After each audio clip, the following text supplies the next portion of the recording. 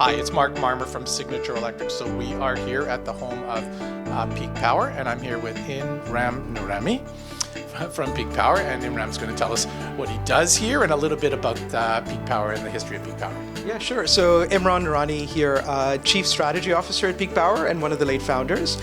Peak Power is a software company in the clean tech space. So what we do is we enable buildings to be able to act as grid resources. We do that in three ways: through stationary batteries, a traditional battery installed in a building, or through what we call mobile batteries in the form of electric vehicles providing bidirectional energy, and in the form of a synthetic battery, basically using sensors within the building to get a pulse of where things are at and then lowering their energy consumption at peak moments.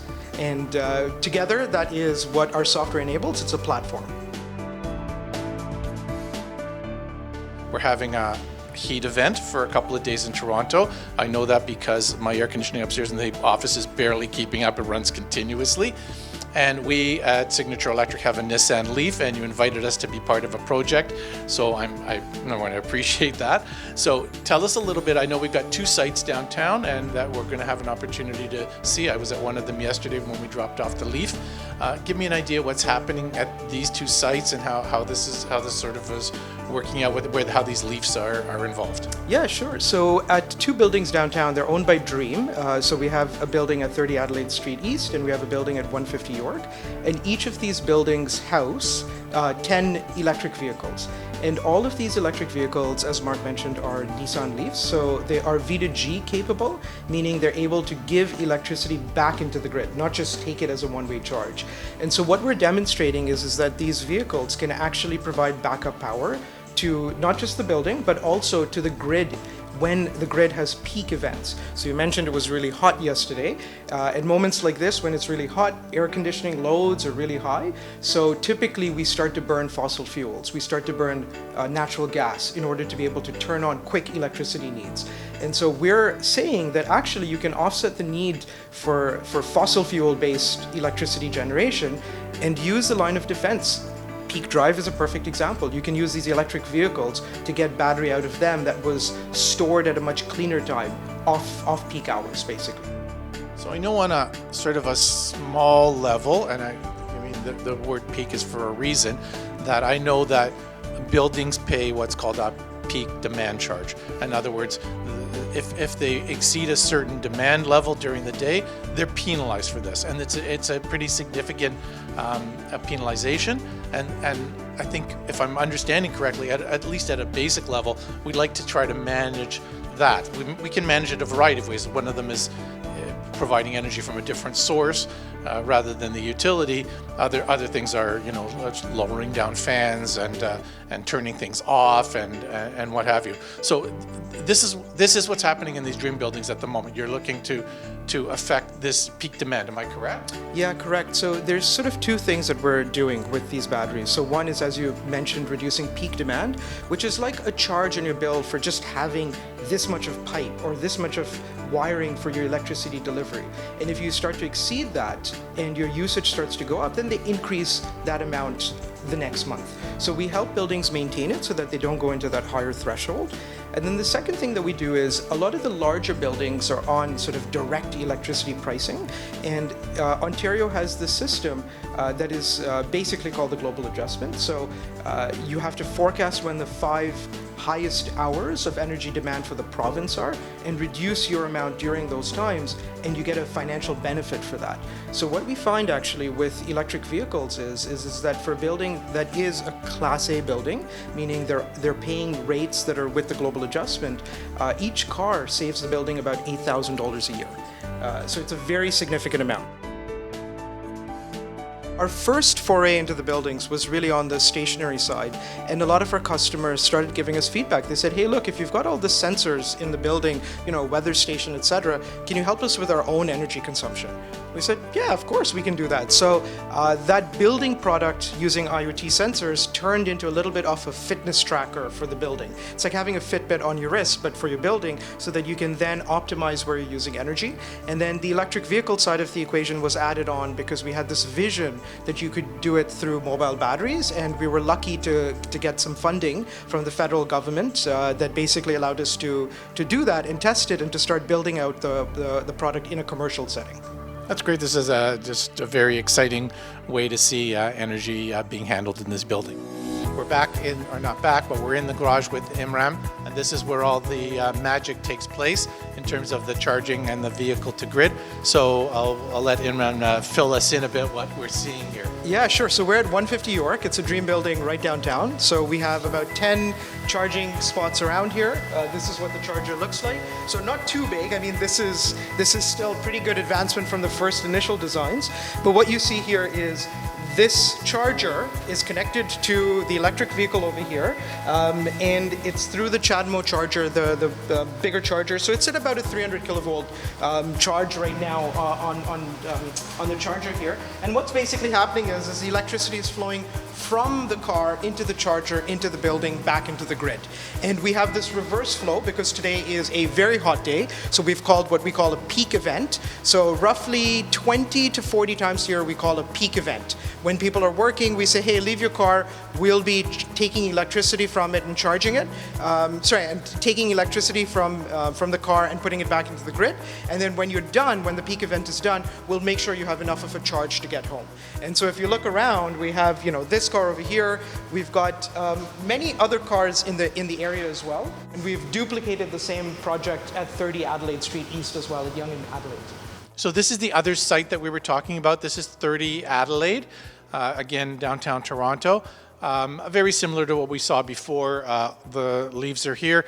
We're getting ready for the same heat event. It was pretty warm. It's Tuesday today. It was pretty warm yesterday. We're going to leave our car as well for one more night to be able to test it out. This gives them the best opportunity, and we get a good view of the cars and the chargers behind. I talk about it all the time, and I'm hoping we're on the same page, but I think this whole decentralization, I have a nuclear plant and that makes all my electricity, and then I have to get big wires and transformers and everything else. If I could decentralize that and have, my two cars, I have two cars with pretty big batteries, I have a Powerwall at home, we're in the midst of getting solar at my place. I presume that hopefully this is all part of what you have in mind to bring all of this together. I think this brings us stability in the grid. Yeah, and I think we're very lucky. So we are an innovation company. We were seeded by David Thompson in the early years, and then the V2G project was basically primarily funded by FedDev Ontario. And so because we got access to this early innovation funding, we were able to say, look, the market is focused on charging one directional right now. Let's jump ahead. We have this innovation funding. Let's find out what's happening from a V2G perspective. So we've been doing this for about 3.5 years. And in the early days, I got to tell you, the charging companies were going bankrupt. The head engineer, you had to follow where he went, and then you had to borrow him from another company. It was that nascent at that time. And I think our first chargers were in the range of about $50,000 to $60,000 in the building. And very quickly that price has started to come down. Now we're designing a vehicle to home charger in partnership with another company, and we're looking at about $25,000 to $30,000 for this custom designed home charger. But the market is evolving, and the chargers that you see that we use now for V2G, really you can get away with buying one for about $20,000 to $30,000 in a building. So the business model on this is really, it's such a good deal. So I actually am a lessee as well, so that car in the corner there is mine. But basically what we do is we charge $500 a month, and the owner or the lessee of the car gets to have the car plus the parking spot plus the charging for free, plus they get a home charger as well. So in other words, the parking alone in a building like this is $500 to $600 a month, and so that's subsidized by the revenue that these cars are generating, right? Remember, about $8,000 a year. So you're able to basically offer them this really amazing price, and it's just one business model we're testing. The other two cars in the corner there are actually leased under Turo. So we have two cars at the front that you can basically just come to this location and rent them under a Turo model. And the two-row leases are actually about $60 to $70 a day, depending on what day of the week it is. And you would get it for the full day. And that's another way of testing out how you can use these electric vehicles, and it's our way of testing another different business model as well. So if, let's say, one of these Nissan Leafs are about $55,000 in the market right now, plus you have the charger at about 20 to 30K, you're comparable to, let's say, a high-end gasoline car, right? Like the Porsche or whatever, right? A condo building could potentially buy this out of their reserve fund and then leave it as an amenity to their tenants, and then still be generating between $8,000 to $10,000 a year. So their break-even cost on that car is actually quite low. I have two cars at home. One with maybe when it's fully charged with almost 600 kilometers of range. The other one with 550 kilometers of range. Plus my what looks now like my little Powerwall now doesn't even compare to that. Make that available. Make some of that available and get a little something back for it and do something and be part of something. I think that this could easily work. To me, this is like the holy grail. Something I'm excited about. Imagine that we didn't have to build another nuclear station. We didn't have to put more cables in. We didn't have to have a wind farm. We didn't have to have a field filled with solar panels. Maybe everybody a little bit, and then if some piece of the chain failed, it didn't take the whole thing down. I don't know if you're thinking the same way I am. Vehicle to home is one thing. Vehicle to home is sort of, very distributed, and you can get targeted demand response or targeted grid relief, as you described, through these programs, these demand response or conservation programs, $25 here as a subsidy. But the other area is condominiums, right? Where you've got high density of residential owners with electric vehicles. And I feel that the focus within the government sector right now and within the incentive market is focused on fleets. But the condominium sector has repeatedly shown us that they're market leaders. When you think about smart meters, when you think about suite metering, they were the leaders much before the utilities came in, right? The private companies were supporting that sector because they needed this. And similarly now, if you listen to the market, and I'm sure you know this, you talk to them, the condo owners are saying, we don't know what to do here, right? Like, it's complicated. There's investment costs from a hardware perspective, a wiring perspective, and then a software perspective. We just need help in A, maneuvering this, and B, funding this, right? Because once you unlock that, then you've potentially got 10, 20, 30 cars per building. And each of those cars generating $8,000 a year in relief for the building, right? For a condo reserve fund, that could be a big deal. And on top of that, each car is about 100 carbon equivalent pounds in offset, which is a huge deal, right? For a lot of the developers that are trying to meet Toronto Green Building standards as well, right? And then, the third element being that you've basically got users now who aren't really driving their car at certain times, so you're just taking advantage of what's sitting around, the latent capacity, as we call it, of these electric vehicles, but specifically in these buildings. So I never imagined that you were going to mention condominiums, which is, I just don't want to, the fix was not in. The reason is that probably 2/3 of our audience are condominiums. We do work every single day in condominiums, putting in electric vehicle charging. So when you went to the ESA, the Electrical Safety Authority, and Toronto Hydro and said, hey, I'm going to put these cars, we're just going to shove electricity back into the building. Did they just say, oh yeah, that sounds fine, no problem, go ahead? Because that's not my experience. Yeah, so it isn't as easy as that, but the lovely thing is that this project was ahead of its time because you're connecting to the meter in the building that is already established. So that becomes one way of sort of going ahead of the regulatory and safety considerations, because we're not sending it back into the grid, it's just in the building. So exactly. It's on their side of the meter. They go, okay, as long as you don't involve us, okay, do what you want to do in the building, right? Of course. There is safety considerations, but the backfeeding to the grid part that the utility is the most concerned about and the utility has the most control over at this time is not an issue in this building because everything is behind the meter, so to say.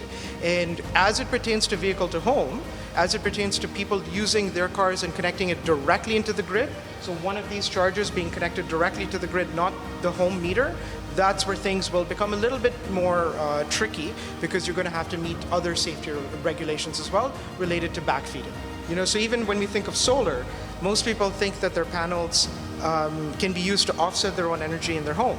But actually, most of the people with solar contracts in Ontario are selling it back to the grid because they make more money. And so similarly with an electric vehicle, yeah, you can, charge low, use high, but you'd rather charge low, sell high. Sure, this is what we're doing with the power walls now, is just get the solar, get the power wall, and try to balance everything out. And maybe I can, even if I don't sell it back, I'll return what I have, and at the end of the year, maybe if I could really manage it, I'll zero out my energy costs, and that's a model we're working on now, and it can work quite well. Is there somewhere that Torontonians can see what you're up to, be part of this, get a bit of feedback as to what's going on with these projects? Peak Power, if you Google us, you'll find us online, of course, peakpowerenergy.com. We're right opposite Roy Thompson Hall, actually, so right at King and University, King and Simcoe, actually. But if you ever want to come by the office, feel free to reach out. We're happy to show you and demonstrate. Of course, just with COVID, we'll have specific requirements around that. And then if you want to rent a car, you can do so on Turo, and basically just look for Peak Drive and you'll be able to find it. And the car pickup locations is 30 Adelaide or 150 York, so you'll physically see the cars plugged into the chargers. You'll be able to remove them as well by yourself with a little lockbox for the key as well. We minimize contact during COVID, and I guess other than that, if you ever want to see any of our storage projects or some of the larger programs too, we're always happy to talk about that too. Great. I hope people will follow what you're doing, because I think you're one of the few that's really moving along fairly quickly in a piece that I think is extremely important. I'm thrilled to have been able to make this connection. I'm thrilled to have our car involved in this, and I know that my audience is going to be really pleased. Thank you very much for your time. Yeah, you're very welcome. And I have to say, the part that surprises me the most is how little we as Torontonians know that this project exists downtown Toronto, right? The rest of the world seems to know this, but somehow in our own backyard, we haven't caught on to what a great project this is here. It really is one of the world's first, right? And the fact that we have it here is something you should interact with, touch, feel, rent out, do whatever you need to do in order to see that this is very possible now. Canadians in general, but Torontonians should be proud of what's going on. Thank you very much for your contribution. At Signature Electric, we're always interested in bringing you new and innovative things. This is really cutting edge. We're really thrilled to be down here. And we get the lights going off because we've got sensors here. That's why we got a little bit darker. Again, some way to save a bit of energy. If you're looking for more information like this, you can check our website, signatureelectric.ca, this on our YouTube channel, youtube.com/signatureelectric, or even call us, 416-490-8093. Imran, thank you so much. It's been great. Yeah, it's been a pleasure. Thank you.